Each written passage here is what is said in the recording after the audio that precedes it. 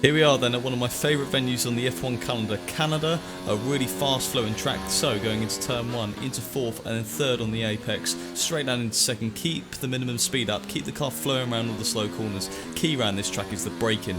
Up to 6th gear, 54 brake bars, down into 4th for the chicane, on the limit everywhere. Use the track limits to their absolute maximum without getting a penalty of course. Down into 4th gear and then 3rd on the apex, lots of curb.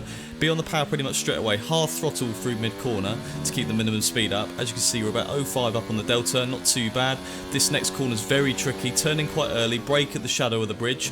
4th gear on the power over the left-hand curve, so the earlier you get on the power, the faster you'll be down this entire straight, down into the hairpin, and then when the tarmac changes colour, brake down into 2nd gear and then 1st on the apex, 54 brake bias, and then use all the track on the exit just to get on the power a little bit earlier. Look, all the way down this straight, we're gaining a little bit of time on the delta, DRS.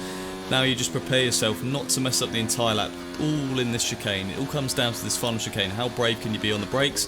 4th gear, throw it in, lots of curb, on the power pretty much straight away. DRS once again, and we didn't lose any time, we didn't gain any time, but over the line it's a 1:08.068. Sorry about the audio issues there, for some reason the game decided to go really quiet.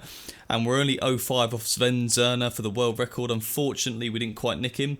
Definitely can see the time though, can see a 1:07.8 personally. Into the setup then, 4.5 aero.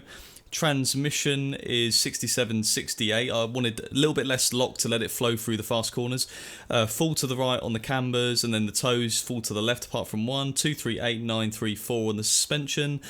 So the balance is good. Brakes 80% on the brake pressure, 52, but we're changing it, and then 23.4, 21.5. So I went a bit less on the rear tyre pressures to give me more traction out of that hairpin down the entire straight, and I think it worked.